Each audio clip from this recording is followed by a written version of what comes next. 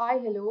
ഈ ഒരു വീഡിയോയിൽ നമ്മൾ ഹൗ ടു അപ്രോച്ച് ക്വസ്റ്റ്യൻസ് എന്ന ടോപ്പിക്കിനെ കുറിച്ചാണ് കാര്യങ്ങൾ ഡിസ്കസ് ചെയ്യാൻ വേണ്ടി പോകുന്നത്.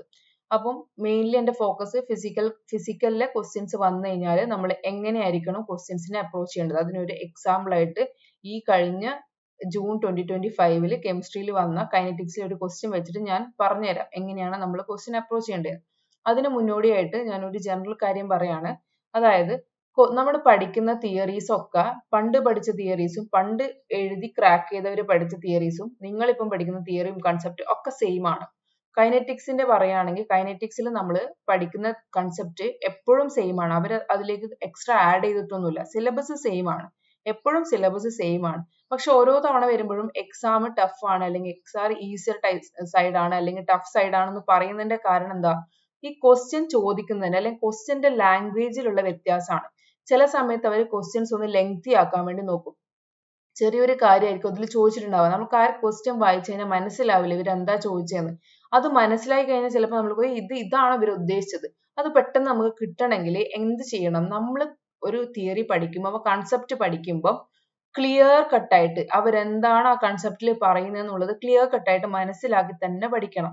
ക്വസ്റ്റ്യൻസ് മാത്രം സോൾവ് ചെയ്യാൻ പോയി കഴിഞ്ഞാൽ നടക്കൂല. അതായത് പ്രീവിയസ് ഇയറിലെ ക്വസ്റ്റ്യൻസ് നമ്മൾ എന്തായാലും സോൾവ് ചെയ്യണം.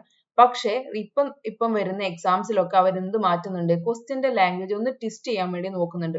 ഒന്നിക്ക് അതൊന്ന് ലെങ്തിയർ ആക്കും, അല്ലെങ്കിൽ ആ ക്വസ്റ്റ്യൻസ് എങ്ങനെയെങ്കിലുമൊക്കെ ട്വിസ്റ്റ് ചെയ്തിട്ട് സെന്റൻസിൽ അവരൊന്ന് പ്ലേ ചെയ്യും, ഒന്ന് മാറ്റി മറിക്കാനൊക്കെ നോക്കും. ഇപ്പൊ നമ്മൾ കണ്ടിരുന്ന ക്വസ്റ്റ്യൻസിൽ നിന്ന് മാറ്റം ഒരു ക്വസ്റ്റ്യൻ വരുമ്പോൾ നമുക്കത് അപ്രോച്ച് ചെയ്യാൻ ഒരു പേടി തോന്നും.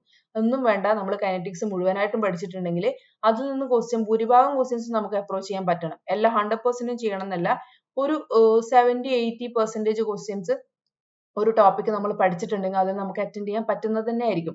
ഇലക്ട്രോ കെമിസ്ട്രി ആണെങ്കിൽ അതുപോലെ നമ്മൾ ഇലക്ട്രോ കെമിസ്ട്രി മുഴുവനായിട്ട് 100% പഠിച്ചിട്ടുണ്ട്. അതിൽ നിന്ന് 80% ക്വസ്റ്റ്യൻസ്, ഒരു 5 ക്വസ്റ്റ്യൻ വന്നു കഴിഞ്ഞാൽ, ഒരു ഫോർ എക്സാമ്പിൾ 5 ക്വസ്റ്റ്യൻ വന്നാൽ ഒരു 3 ക്വസ്റ്റ്യൻ എങ്കിലും നമുക്ക് എന്തായാലും ചെയ്യാൻ പറ്റുന്ന ക്വസ്റ്റ്യൻസ് വരുള്ളൂ. അപ്പൊ നമ്മൾ എന്ത് ചെയ്യണം? ഇത് കണ്ടു കഴിഞ്ഞാൽ, ഒരു ക്വസ്റ്റ്യൻ വായിച്ചു കഴിഞ്ഞാൽ ഫസ്റ്റത്തെ വായനയിൽ നമുക്ക് മനസ്സിലായില്ലെങ്കിൽ നമ്മൾ സ്കിപ്പ് ചെയ്യരുത്. ഒരു തേർഡ് ടൈം വരെ നമ്മൾ ക്വസ്റ്റ്യൻസ് വായിക്കാൻ വേണ്ടി സമയം കൊടുക്കണം. അപ്പോൾ ക്വസ്റ്റ്യൻസ് ലൈൻ ബൈ ലൈൻ വായിച്ചിട്ട് ആ ഓരോ ലൈനും എന്താണ് ഉദ്ദേശിച്ചതെന്ന് നമ്മൾ മനസ്സിലാക്കി കഴിഞ്ഞാൽ മാത്രമേ നമുക്ക് ആൻസറിലേക്ക് എത്താൻ പറ്റുള്ളൂ. ഇങ്ങനെയാണ് അവർ ക്വസ്റ്റ്യൻസിലാണ് ഇപ്പം മാറ്റം വരുത്തിക്കൊണ്ടിരിക്കുന്നത്. ക്വസ്റ്റ്യൻ ചോദിക്കുന്ന ശൈലിയിലാണ് മാറ്റം വരുത്തുന്നത്.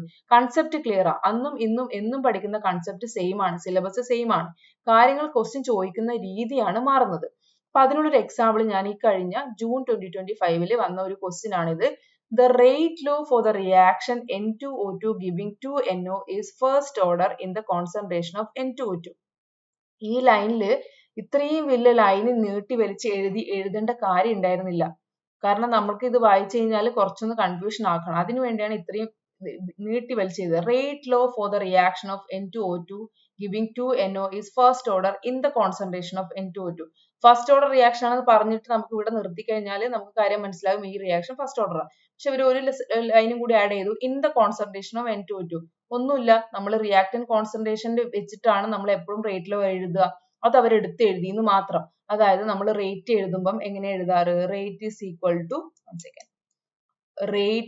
Equal to rate constant into reactant ആണ് എഴുതാറ്. റിയാക്ടന്റ്, ഇവിടുത്തെ റിയാക്ടന്റ് എന്താണ്? N2O2. അതാണ് അവർ ആ ലൈനിൽ പറഞ്ഞത്. N2O2ന്റെ ടേമിൽ നമ്മൾ റേറ്റ് ലോ എഴുതുമ്പോൾ ഫസ്റ്റ് ഓർഡർ ആണ് വരിക. With respect to reactant first order ഇത് 1 ആണ്. ഇതാണ് ആ ലൈൻ ഉദ്ദേശിച്ചത്. ഓക്കെ, ഇനി അടുത്ത ലൈന്, if the initial concentration of N2O2 is 1 mole decimetre raise to -3 അല്ലെങ്കിൽ 1 മോൾ പെർ ലിറ്റർ ആണെങ്കിൽ എന്ന് പറഞ്ഞാൽ നമ്മളെ റിയാക്ഷൻ എന്താ? N2O2 ഗിവിംഗ് 2NO ആണ് റിയാക്ഷൻ.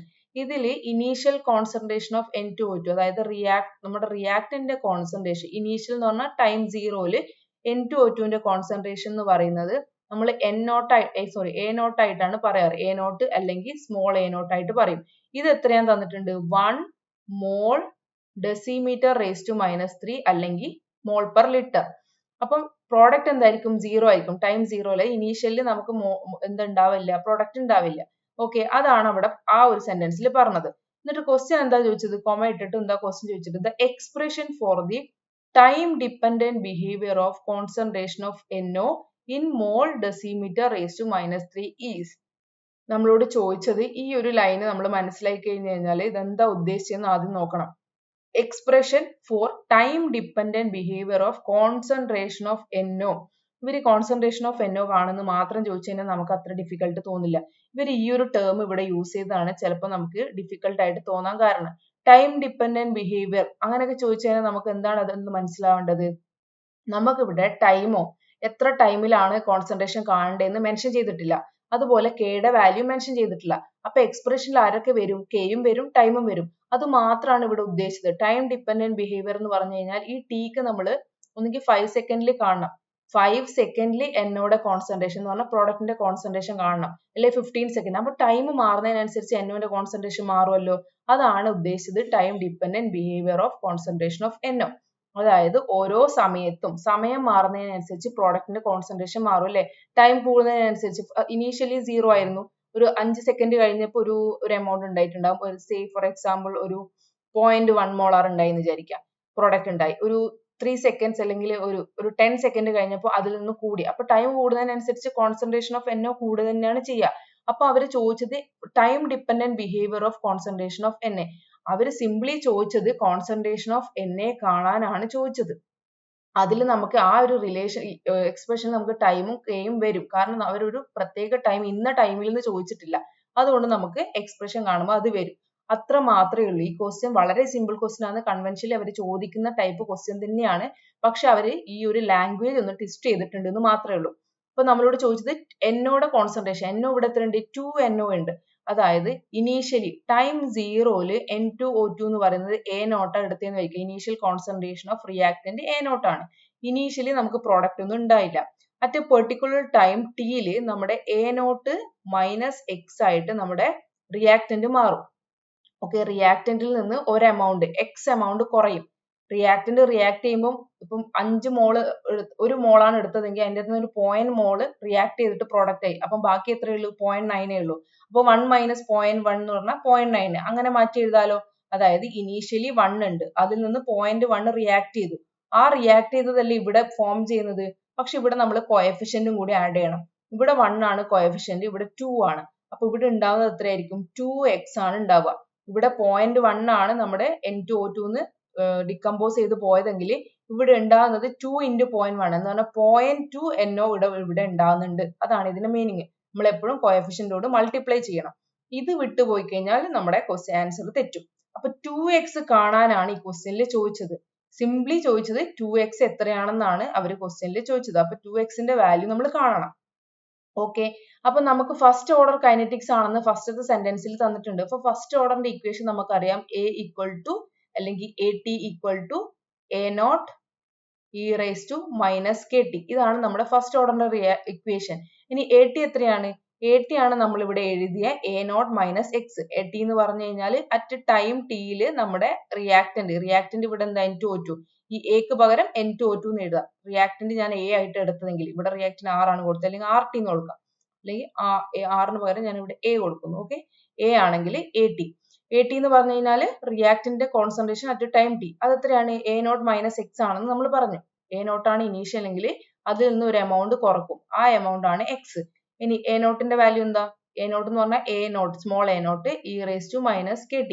ഇനി നമ്മളുടെ X കാണാനാണ് ചോദിച്ചത്. ഞാൻ X-നെ ഇപ്പുറത്തെ സൈഡിലേക്ക് കൊണ്ടുപോകുന്നു. അപ്പൊ എന്ത് വരും? ഇവിടെ X വരും. ഇവിടെ ആണെങ്കിലോ A0. ഇതിന് ഞാൻ ഈ ഡയറക്ഷനിൽ കൊണ്ടുപോയി നെഗറ്റീവ് ആവും. A0 minus A0 into e raise to minus KT. ഞാൻ ഈ A0-നെ കോമൺ ആക്കി പുറത്ത് എഴുതുന്നു. അപ്പൊ ഇവിടെ A0-ന് പകരം A0 ഇൻറ്റു 1 അല്ലേ A0. അപ്പൊ അവിടെ 1 ആണ് കോമൺ ആയിട്ടുള്ളത്. സോറി, 1 മാത്രമേ ഉള്ളൂ. A0 കോമൺ ആക്കി എടുത്തു. പിന്നെ ഇവിടെ എന്താ ഉള്ളത്? e raise to minus KT ഉള്ളത്. അപ്പൊ X-ന്റെ വാല്യൂ നമുക്ക് കിട്ടി. ഇനി നമുക്ക് കാണേണ്ടത് 2x ആയിരുന്നു. അപ്പൊ എന്ത് ചെയ്താൽ മതി? ഇതിനെ നമ്മൾ ട്വൈസ് ചെയ്താൽ മതി. അപ്പൊ 2 into A0 into 1 minus e raise to minus KT എന്ന് വരും അല്ലെ. അപ്പം A0-ന്റെ വാല്യൂ നമുക്ക് ഈ ഒരു സെന്റൻസിൽ തന്നിട്ടുണ്ട്. A0 എത്രയാണ് തന്നത്? 1 mole decimetre raise to minus 3. Initial concentration അല്ലേ A0. അപ്പൊ A0 എത്രയും തന്നിട്ടുണ്ട്? 1 mole decimetre raise to minus 3 എന്ന് തന്നിട്ടുണ്ട്. അപ്പൊ ഇതിനെ നമ്മൾ എന്ത് ചെയ്യും? A0-ന് പകരം 1 മോൾ എന്ന് എടുക്കും. അപ്പൊ 2 into 1 into 1 minus e raise to minus KT. 2 into 1 2. അപ്പൊ 2 into 1 minus e raise to minus KT. ഏതാണ് ഓപ്ഷൻ? ഫസ്റ്റ് ഓപ്ഷൻ ആണ് നമ്മുടെ correct option. 2 into 1 minus e raised to minus kt. That is the concentration of NO. Time dependent behavior of NO. അതാണ് നമുക്ക് കിട്ടിയത്. അപ്പൊ ഈ question കണ്ടു കഴിഞ്ഞാൽ 4 മാർക്കറിന് ഒരു ക്വസ്റ്റ്യൻ ആയത് 4 മാർക്കുള്ള ക്വസ്റ്റ്യൻ ആണ്.